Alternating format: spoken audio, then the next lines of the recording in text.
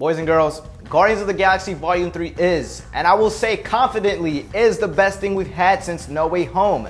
It is times like these that make you open your eyes to the possibility and lengths of storytelling that even when you do appreciate and enjoy something that is deemed lesser, you have to say, oh no, forget about that. Watch this instead. I mean, I don't even know where to start. I'm going to cover minor plot details around this story. It's nothing major, so don't get your panties in a bunch. Oh, this story, man, I don't know why it took me so long to appreciate the Guardians of the Galaxy. It's always after some dramatic event that you finally wake up. Volume 3 really shows us that this group of people are more than just friends. They are a family. Hold the fast.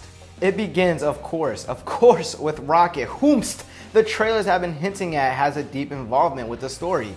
Adam Warlock immediately appears to stir up trouble, so let's start with him. This character was teased 6 years ago, if you can believe that. Jesus! And people have wanted this character in Infinity War. I'm not sure of the comic lore there, but apparently he should have been around. I saw Jeremy John's review of Volume 3, and he said that Adam Warlock was kind of just shoved into the plot because they had teased him so long ago.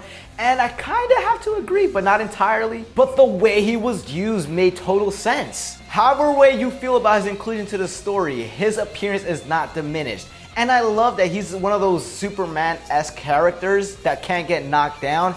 And yes, he was put on his ass a few times, but every time, moments later, he just stands back up. He shows up a few times throughout the movie and we're told he's still a child. You get to see his growth throughout, and he goes from obeying orders to having actual feelings and a conscience about situations. I am 1000% down for his inclusion into the Guardians. Oh my god, that's gonna be an absolute gorgeous future for the crew. Poulter was great, and I look forward to him and visiting his other work, as I only knew him from We're the Millers. Adam Warlock, lovely character. And yo, perfect time to just highlight the funniness of this movie. There's a time and place to come at Marvel for their jokes, but thank God James Gunn has stood around for the trilogy. I never understood a sequel of a movie having a different director. Guardians is appropriately funny, and I cannot remember a time where there was an eye-roll joke. The scenes with Nathan Fillion especially.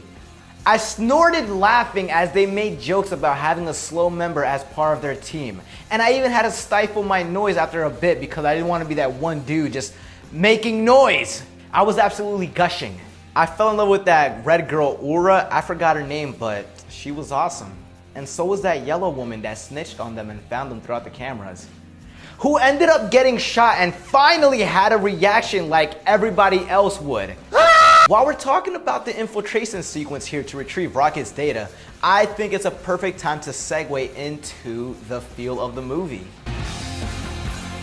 I was a fan of all the CGI, and every environment felt alive. An excellent job was done of creating all the galactical space places that when they do land on counter Earth, it's like, oh, it's Earth. I'm fanboying over this movie, and how could I not mention, just like in Ant-Man, the practical effects that were used to create some of these aliens, especially the cabbage guy. If you watch Volume 3, you know that the cabbage guy was almost killed, and he was so relieved to live. I will always relate these character designs to something along the lines of Muppets and aliens from the original Star Wars trilogy. Can't think of a dull moment, and you know what helps with that? The sponsor of today's video, Skillshare. No, it's just music. God bless Peter Quill having a mixtape at all times. I ascended every time a song was played, and if we want to get nerdy, some of the score was nice too. Like when that space battle happened at the end before they boarded that Skin Man's ship. What's his name? Villain is High Evolutionary. Older than 𝙈𝙾𝘾𝙄𝘾. And I think when Drax was pretending to be a monkey for the kids, there was some sincere music playing at some point during the third act. If we're gonna be real though, you know where music kicked ass? That hallway. I heard about this prior. People were praising that scene, and it was the one that had me so high on life. I was absolutely squirting all over my chair in awe as No Sleep Till Brooklyn was blaring over the IMAX screen, or I guess speakers. I'd say the one-shot fight scene is a perfect reunion and send-off for the crew to kick ass one last time. As viewers already know, Guardians of the Galaxy Volume 3 is split into two stories. Rocket's past and the ongoing present. Every time we swap to the other side of the story through this sexy but subtle warp transition, which I just really like as a device of sorts. Like we're being taken in and out of the past. Rocket had befriended these 3 other animals that were also experimented on. They begin to grow on you as we progress, and the fact that they had only each other in this twisted world makes it so sweet. While we don't see much of Rocket in the present, his backstory reminds us of the ongoing pressure to figure out what's going on and to meet the high evolutionary face to face. I found myself becoming emotional multiple times during the movie because I too value my friendships. And just like how Rocket had a group of friends in his past, he for sure continues to love his new group as well. The amount of close calls in this movie is dangerous. There were multiple times where I thought Drax was gonna kick the bucket and I would sit there extremely focused. Other characters had their moment too, which was horrifying to watch. In the end, the scene with Star-Lord, I had to clutch my cousin's arm because I just was in too much shock at what I was witnessing. Volume 3 did such a great job with having stakes that kept you worried. I never thought characters were safe, unlike Love and Thunder, sadly, and I appreciated that. It's kind of a messed up roller coaster to be on where you want stakes and danger, but inevitably don't want anything to happen to your beloved characters. And I guess that's what we call the thrill of the ride. I think that I maybe underappreciated the Guardians of the Galaxy. In this coming week, I'm gonna go back and watch the other 2, and I will pay attention to their personalities because I just adore these people now. I think what makes this franchise stick out is that they're a group through and through. While the other movies have been about individuals, there are conversations and bonds that you cannot showcase through an individual or a nation. I'm gonna make this part quick because I don't focus on negatives, but the High Evolutionary just wanting to kidnap Rocket and operate on his brain was kind of a tad strange of a villainous motive.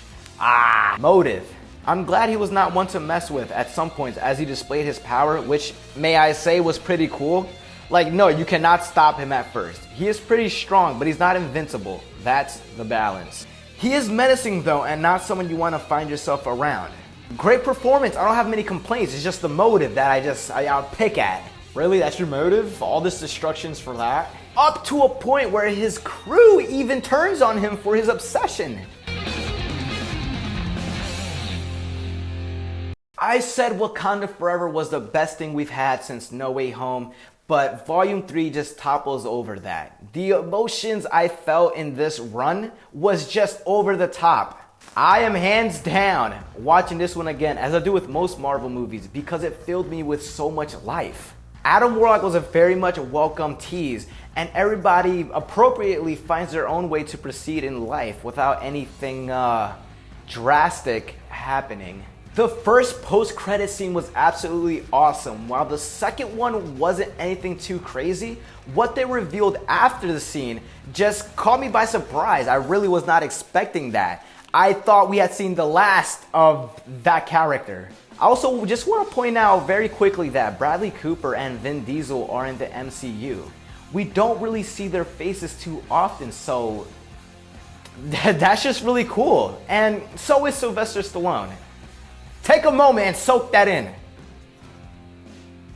Let's give another shout out to Zoe Saldana, Dave Bautista, and Karen Gillan, as we don't really see their face like Chris Pratt. And why not? Why not Sean Gunn? Because this man's mouth was open in awe for half the movie. And yo, who the hell is Cosmo? I didn't see the Christmas special, so yo, it's getting hot in this room. Anyway, Guardians of the Galaxy Volume 3 is a... Holy f... I had to leave the room. Anyway, Guardians of the Galaxy Volume 3 is a movie of epic proportions about family and friendship with comedy and action perfected with beautiful music that made me almost cry a few times and inevitably had me shed a tear down my face.